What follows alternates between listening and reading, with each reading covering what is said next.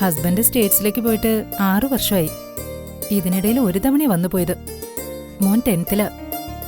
അവനെ ബോർഡിങ്ങിൽ നിർത്തി പഠിപ്പിക്കണമെന്ന് ഞാൻ ആഗ്രഹിച്ചതൊന്നുമല്ല. എന്റെ കൂടെ ഇവിടെ നിന്നാ അവന് നല്ലൊരു കരിയർ ഉണ്ടാവില്ലെന്നാ ഇച്ചായം പറയുന്നേ. സത്യം പറഞ്ഞാ ഞാനിവിടെ ശരിക്കും ഒറ്റപ്പെട്ടിരിക്കുക. എത്ര കാലോ മാഡം അവിടെ ഇവിടെയായിട്ട് കഴിയുന്നത്? ജീവിതത്തിലെ നല്ല സമയം പാഴായി പോകുന്നെന്ന് എനിക്കും അറിയാം. എന്തായാലും ഇത്തവണ വരുമ്പോ എന്റെ വിസ ശരിയാവുമെന്ന് ഇച്ചായം പറയുന്നേ. എന്നിട്ട് റിസൈൻ ചെയ്യാനാണോ മാഡത്തിന്റെ തീരുമാനം? അതെ, ഈ ജോലി ഞാൻ റിസൈൻ ചെയ്യും. മടുത്തു. ഇനി കുറച്ചു കാലം ഇച്ചായന്റെ കൂടെ ജീവിക്കണം. അല്ല, അർച്ചനയ്ക്ക് പ്രപ്പോസലൊന്നും വരുന്നില്ലേ? ഞാൻ ആ വഴിക്കൊന്നും ചിന്തിച്ചിട്ടില്ല മാഡം.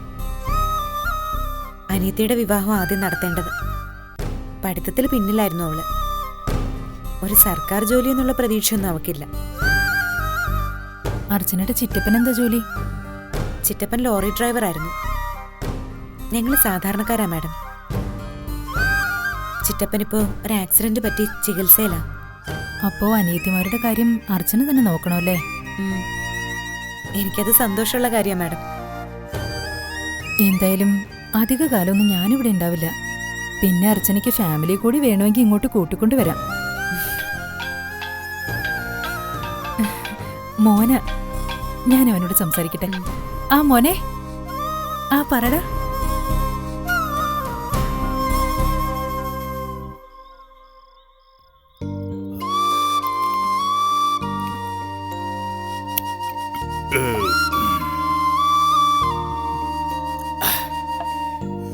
എത്ര കാലമായി രായപ്പാ നമ്മളിങ്ങനൊന്ന് കൂടിയിട്ട്. എല്ലാ പ്രശ്നങ്ങളും തീർന്ന് ഇപ്പോഴാ മനസ്സൊന്ന് ശാന്തമായത്. ഇനിയിപ്പോ രാജപ്പനില്ലെങ്കിലും എന്റെ കുടുംബം ജീവിച്ചോളും. അതെന്ത് പറച്ചില്ല രായപ്പ? അതിനു വേണ്ടിയിട്ടാണോ ഞങ്ങൾ ഈ നാട്ടുകാർ രായപ്പനോടൊപ്പം നിന്നേ?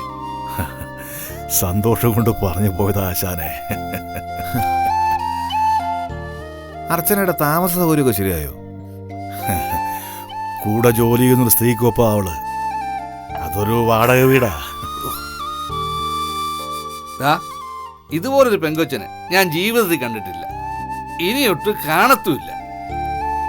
ആശാൻ അവളെ കുറ്റപ്പെടുത്തുമ്പോഴൊക്കെ ഞാൻ അവളുടെ ഭാഗം ചേർന്ന് പറഞ്ഞിട്ടേ ഉള്ളൂ. എനിക്കത് അറിയാടാ. കണ്ണ് കാണാതെ പോയത് എനിക്കാ.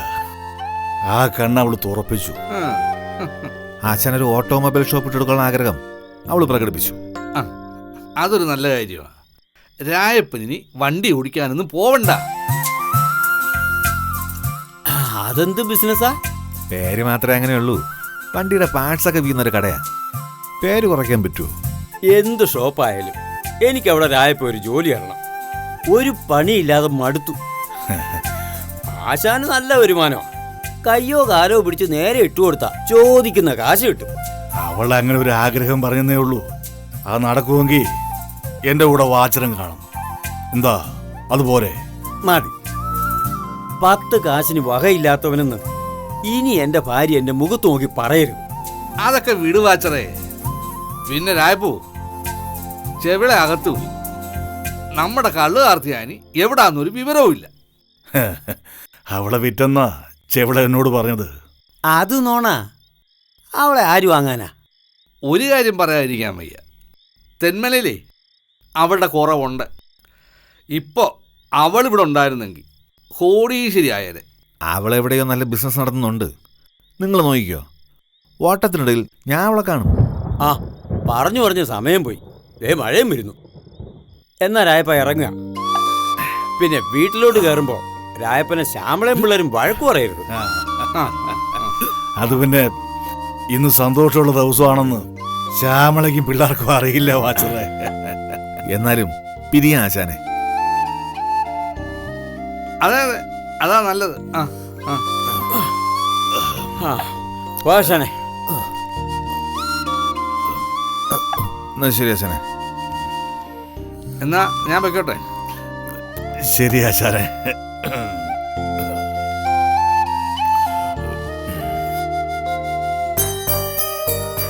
അച്ചുവെച്ച് മൂന്നാറിൽ പോയത് മുതൽ എനിക്ക് സംശയം ഉണ്ടായിരുന്നു. നീ എന്തൊക്കെയോ എന്നെ ഒളിക്കുന്നുണ്ടെന്ന്. എന്നെ കൊണ്ട് പറയരുതെന്ന് സത്യം ചെയ്യിപ്പിച്ചിട്ടാ അന്ന് അച്ചുവേച്ചി പോയത്.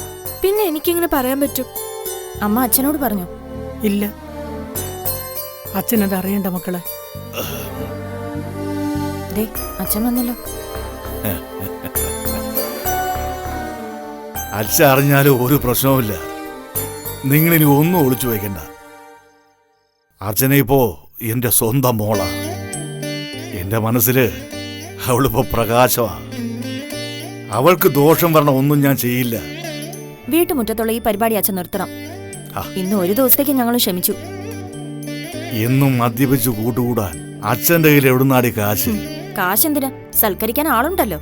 ദേ, ഈ നാട്ടുകാരെ കുറിച്ച് മോശമായി നീ ഒരു വാക്ക് പറയരുത്. അവരുടെ ബലത്തിലാ ആരെയും പേടിക്കാൻ നമ്മളിവിടെ ജീവിക്കുന്നത്.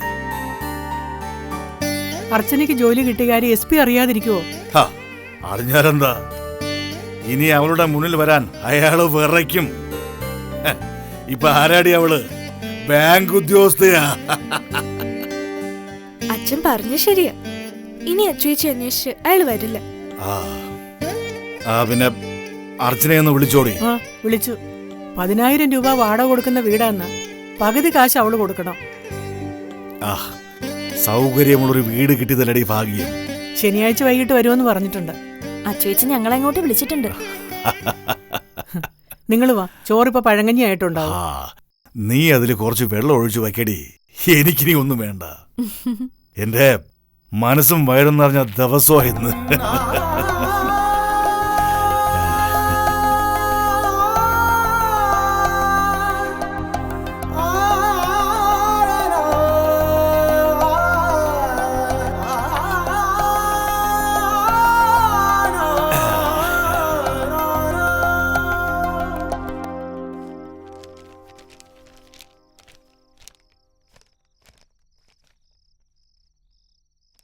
അവൻ വന്നില്ലേ? നേരത്തെ വന്നു, റൂമിലുണ്ട്. ശബരിയുടെയും മടങ്ങിവരവ് അളിയന് തലവേദന ഉണ്ടാക്കി കഴിഞ്ഞു. എന്താണ് ചെയ്യുന്നതെന്ന ബോധം പോലും അവനില്ല. അല്പമെങ്കിലും കോമൺ സെൻസ് ഉണ്ടെങ്കിൽ ഒരു കുടുംബം ഇല്ലാതാക്കാൻ ശ്രമിക്കൂ.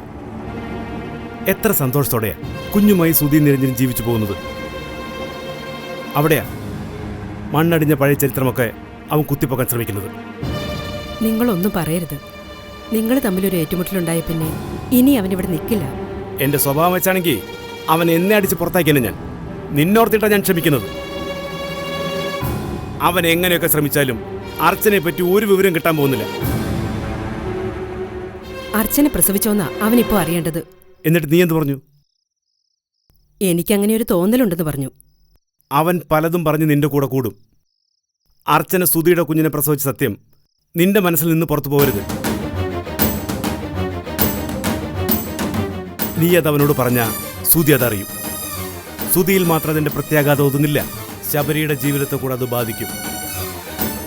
ഞാനൊന്നും പറയാൻ പോകുന്നില്ല. അർച്ചനെ പറ്റി എന്തെങ്കിലും വിവരം നിങ്ങൾക്ക് കിട്ടിയിട്ടുണ്ടോ? അവള് ചെന്നൈയിൽ തന്നെ ഉണ്ട്. കുഞ്ഞും അവൾക്കൊപ്പം കാണില്ലേ?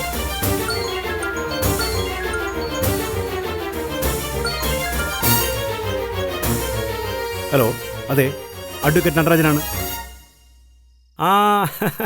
മനസ്സിലായി. നാളെ തന്നെ നമുക്ക് മീറ്റ് ചെയ്യാം. അപ്പോ അർച്ചന പ്രസവിച്ചു സുധിയുടെ കുഞ്ഞിനെ. വിശ്വസിക്കാവുന്ന നാവിൽ നിന്ന് തന്നെ അത് കേട്ടു.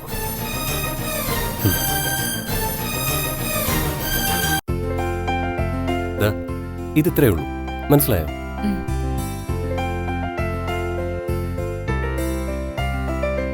എന്റെ ആ ലോണിന്റെ കാര്യം എന്തായി? ആ മേഡത്തോട് ചോദിച്ചാൽ മതി.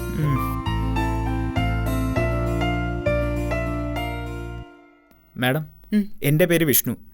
ഞാനൊരു ലോണിന് അപ്ലൈ ചെയ്തിരുന്നു. അതെന്തായെന്നറിയാൻ വന്നതാ മാഡം. ഞാനിവിടെ വന്നിട്ടേ ഉള്ളൂ. എന്ന് പറഞ്ഞാൽ എങ്ങനെയാ മാഡം? ഞാൻ ഈ ബാങ്കിൽ കയറി ഇറങ്ങാൻ തുടങ്ങിയിട്ട് എത്ര ദിവസമായിരുന്നു? അത് തരാൻ പറ്റില്ലെങ്കിൽ നിങ്ങൾ അത് പറയണം. നിങ്ങൾ ഇങ്ങനെയൊക്കെ പറഞ്ഞാൽ ഞാൻ എന്ത് ചെയ്യും? ആ ചോദ്യം തന്നെയാ എനിക്ക് നിങ്ങളോടും ചോദിക്കാനുള്ളത്. അതെ, ഇയാളിങ് വന്നേ.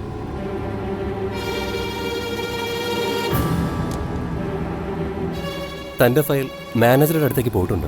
ബിസിനസ് ആവശ്യത്തിനല്ലേ ലോൺ? അതെ സാർ. 3-4 ദിവസത്തിനുള്ളിൽ കട കാണാൻ ഇവിടെ ആള് വരും. അത് കഴിഞ്ഞ് തീരുമാനം ഉണ്ടാവും.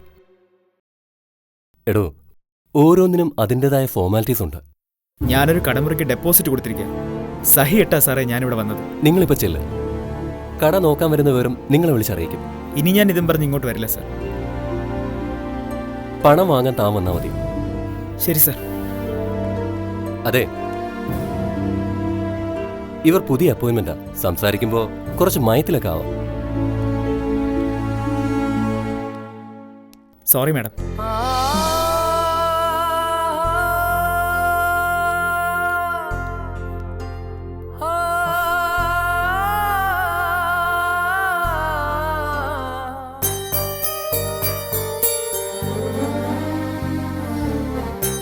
അച്ഛാ, എന്താ മോളെ?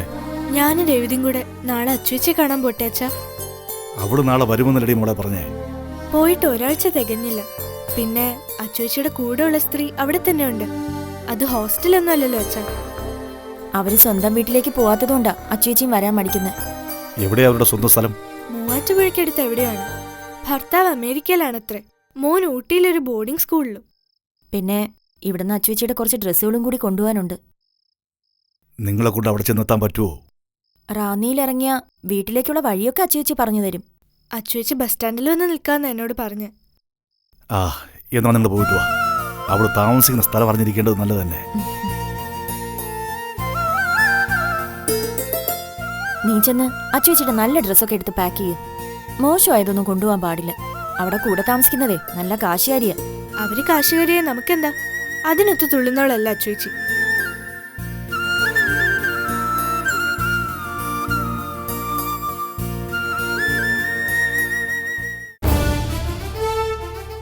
ഞാൻ പറയുന്നതിൽ തെറ്റുണ്ടോ? അമ്മ തന്നെ ഒന്ന് ആലോചിച്ച് നോക്ക്. സത്യത്തിൽ എന്തെങ്കിലും ഒരു പരിഗണന അച്ഛൻ അമ്മയ്ക്ക് തരുന്നുണ്ടോ? നീ ഇതൊക്കെ പറയുന്നത് എന്തിനുള്ള ഒരുക്കത്തിനാ? അതിന് മറുപടി ഞാൻ പിന്നാലെ തരാം. അച്ഛനെ പോലെ അമ്മയും എന്റെ മുന്നിൽ നല്ലതുപോലെ അഭിനയിക്കുന്നുണ്ട്. എന്താടാ നീ പറയുന്നത്? അർച്ചന പ്രസവിച്ച വിവരം അമ്മ ഊഹിച്ചതാണല്ലേ? അച്ഛൻ അമ്മയോട് അതേക്കുറിച്ചൊന്നും പറഞ്ഞിട്ടില്ല. എന്തിനാ അമ്മേ കള്ളം പറയുന്നത്? എന്നാൽ അമ്മയ്ക്ക് ആ സത്യം വ്യക്തമായിട്ടറിയാം. അച്ഛനത് അമ്മയോട് ഷെയർ ചെയ്തിട്ടുമുണ്ട്. നീ എന്താ ഇപ്പൊ എങ്ങനെയൊക്കെ പറയുന്നത്?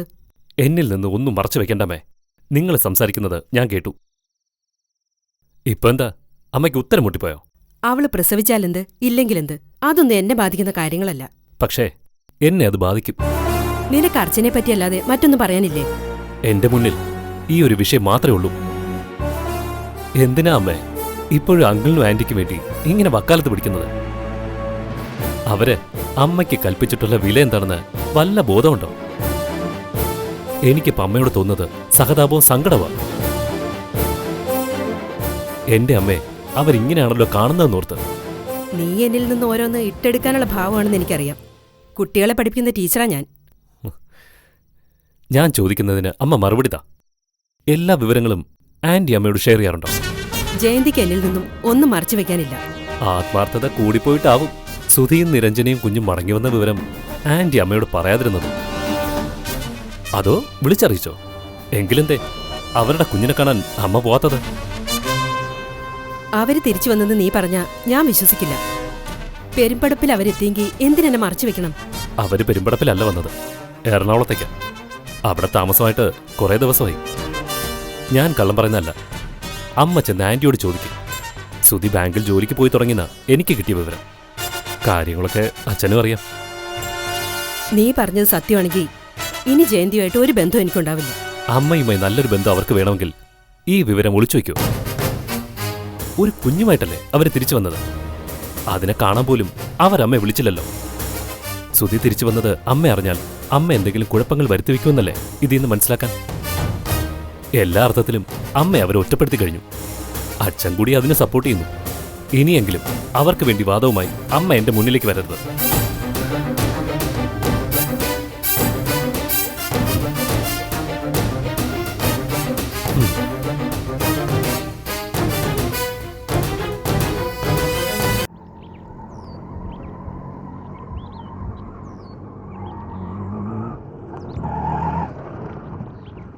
നിങ്ങൾ പറഞ്ഞ സ്ഥലം ഇത് തന്നെയാ.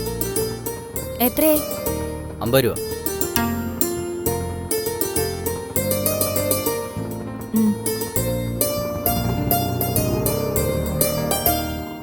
അച്ചുവെച്ച് പറഞ്ഞ സ്ഥലം ഇത് തന്നെ. എനിക്ക് തോന്നുന്ന ആ വീടാണെന്ന്. നീ ഒന്ന് വിളിച്ചേ.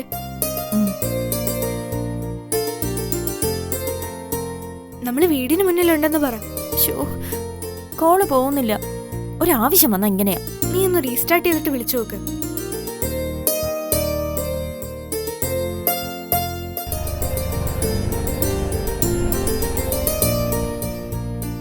എന്താ? ആരെ കാണാനാ? ബാങ്കിലെ ജോലിയുള്ള അർച്ചനയുടെ വാടക വീട് അറിയോ? അർച്ചന മാഡത്തിന്റെ അനിയത്തിമാരാണോ? അതെ. ആ കാണുന്ന വീടാ അർച്ചന മാഡത്തിന്റെ. Thank you. ശരി, ആയിക്കോട്ടെ. വാ പോ.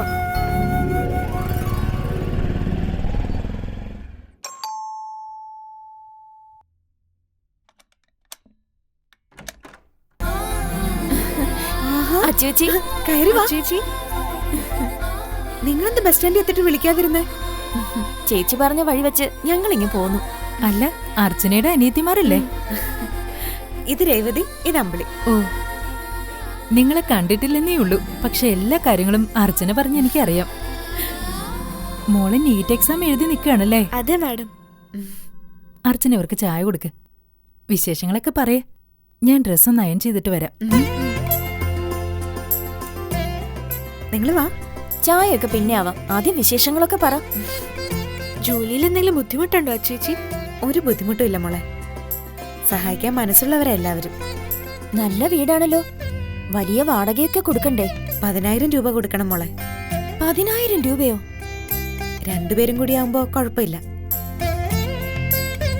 കുറച്ചു നാളായിട്ട് ഇവിടെ ഡെയ്സി മാഡം തനിച്ചായിരുന്നു. കണ്ടിട്ട് വലിയ കാശുകാരാണെന്ന് തോന്നുന്നു. മാഡത്തിന്റെ ഹസ്ബൻഡ് അമേരിക്കയിലാണ്.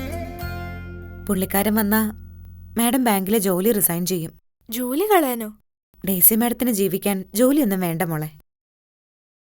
മാഡം പോകുമ്പോ വീട് ഒഴിയണ്ടെന്ന് എന്നോട് പറഞ്ഞിട്ടുണ്ട്. നിങ്ങളെല്ലാം ഇങ്ങോട്ട് കൊണ്ടുവരാൻ. അതൊക്കെ നടന്നത് തന്നെ. നടക്കും മോളെ. ഇതുപോലൊരു വീട്ടിൽ വന്ന് താമസിക്കാൻ എനിക്ക് വലിയ ആഗ്രഹമുണ്ട് ചേച്ചി. അതിന് ഇതുപോലൊരു സ്ഥലത്തേക്ക് നിന്നെ കെട്ടിച്ചു വിട്ടാ പോരെ? ചേച്ചിയുടെ തമാശ ഇട്ടിട്ട് എനിക്ക് ചിരിയൊന്നും വരുന്നില്ല. തമാശയൊന്നും അല്ല മോളെ. ആ നാട് വിടാൻ ഏറ്റവും കൂടുതൽ ആഗ്രഹിക്കുന്നത് നീയാണെന്ന് എനിക്കറിയില്ലേ. നിന്റെ ആഗ്രഹമൊക്കെ നടക്കും. ഇപ്പൊ ചേച്ചിക്കൊരു ജോലിയായില്ലേ? അടുത്ത ശനിയാഴ്ച അച്ചുവെച്ച് വീട്ടിലേക്ക് വരൂ. ഞാൻ നോക്കട്ടെ. ഡെയ്സി മാഡം വീട്ടിലേക്കൊന്നും പോവാറില്ല. കൂടെ താമസിച്ചിട്ട് അവരെ തനിച്ചാക്കി പോവാനും മടിയുണ്ട്. എന്നാലും ഞാൻ വരാൻ നോക്കാം. ആ വാ, നമുക്ക് കാപ്പി കുടിക്കാം. നിങ്ങൾ വന്നിട്ട് കാപ്പി കുടിക്കാന്ന് കരുതി ഞാൻ ഇരുന്നത്. വാ.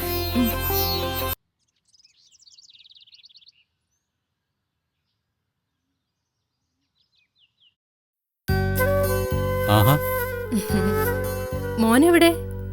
അവൻ ഉറങ്ങാമേ. ആ, ഞങ്ങളെ 7-8 കൊല്ലം താമസിച്ചിരുന്ന വീടാ ഇത്. കൊള്ളാം, എല്ലാ സൗകര്യവും ഉണ്ടമ്മേ.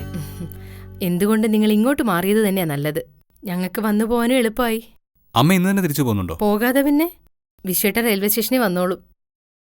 പിന്നെ അമ്മ, മോനെ ഡേ കെയറിൽ ചേർക്കാനുള്ള പ്രായമൊന്നും ആയിട്ടില്ലല്ലോ. ഒരു സെർവന്റിനെ കിട്ടിയിരുന്നെങ്കിൽ എനിക്ക് കോർട്ടിൽ പോവായിരുന്നു. കുഞ്ഞിനെ ഏൽപ്പിച്ചിട്ട് പോകേണ്ടതല്ലേ മോളെ. വിശ്വാസമുള്ള ഒരാൾ തന്നെ വേണം. വിശ്വാസമൊന്നും പറഞ്ഞിട്ട് കാര്യമില്ല. ജീവൻ തരാൻ തയ്യാറായി നിന്നവൾ ഒടുവിൽ കാണിച്ചത് കണ്ടില്ലേ? അവൾക്കൊരാവശ്യം വന്നപ്പം കുഞ്ഞിനെ ഇട്ടിട്ട് കടന്നു കളഞ്ഞു. ഇനിയൊരു സെർവന്റിനെ വെക്കാൻ മടിക്കുന്നത് അതുകൊണ്ട് തന്നെയാണ്. നാട്ടിൽ നിന്ന് ഒരാളെ കൊണ്ടുവരാനും പറ്റില്ല. ഇവിടെ ആരെ വിശ്വസിക്കാനാ? ആലീസിനെ പോലൊരാളെ കിട്ടിയ നിനക്കതൊരു സഹായമാവും. അപ്പച്ചൻ മരിച്ചതറിഞ്ഞല്ലേ അവള് പോയത്. പിന്നീടൊന്ന് ഫോണിൽ വിളിക്കാൻ പോലും അവൾക്ക് മനസ്സ് വന്നില്ല. ഫൈസിന്റെ സിം കാർഡ് കൊണ്ടുവന്നു. അതും കൊണ്ടാ അവള് പോയത്. അവളെപ്പറ്റി ഒന്നും ഫൈസി പറഞ്ഞില്ലേ? അവൾ ജോലി കിട്ടി പോയത്രേ. ലാസ്റ്റ് ഗ്രേഡില്ല. റാങ്ക് ലിസ്റ്റിലുള്ള കാര്യം എന്നോട് പറഞ്ഞിരുന്നു. മലപ്പുറത്തെ ഏതോ പഞ്ചായത്ത് ഓഫീസിലേക്കാ പോസ്റ്റിംഗ്. അവളിപ്പോ ഉദ്യോഗസ്ഥയായില്ലേ. അമ്മയ്ക്കറിയോ, സാലറി നോക്കിയല്ല അവൾക്ക് ഞാൻ പണം കൊടുത്ത് സഹായിച്ചേ. എൻ്റെ കൂടെ നിന്നപ്പം അവൾ നല്ല കാശുണ്ടാക്കി. എന്തിനേറെ പറയുന്നു, ഭാമിനി ആൻറ്റിയും അവരുടെ പക്ഷം പിടിക്കാൻ അവൾക്ക് 25,000 രൂപ കൊടുത്തു. അതൊക്കെ വാങ്ങിയിട്ടാ എന്നോട് അവൾ നന്ദിയേട് കാണിച്ചത്. അവള് പോയില്ലേ മോളെ, ഇനി നമുക്കത് വിടാം. പക്ഷെ അവള് കാണിച്ച നെറുകേട് മനസ്സിൽ നിന്ന് പോകുന്നില്ലെന്ന്. ഞാൻ വരുമ്പോ മോൻ തൊട്ടിൽ കിടന്ന് കരയുക. അടുത്തെങ്ങും ആരുമില്ല. എന്തെങ്കിലും ആപത്ത് സംഭവിച്ചിരുന്നെങ്കിലും അമ്മ അതൊന്ന് ഓർത്തു നോക്ക്. ആ സംസാരിച്ചു നിന്ന് അമ്മയ്ക്ക് ചായ എടുക്കുന്ന കാര്യം മറന്നു. ഞാൻ ചായ എടുത്തിട്ട് വരാം. മോനെ കുഞ്ഞിനെ ഒന്ന് കാണട്ടെ. ശരി അമ്മേ.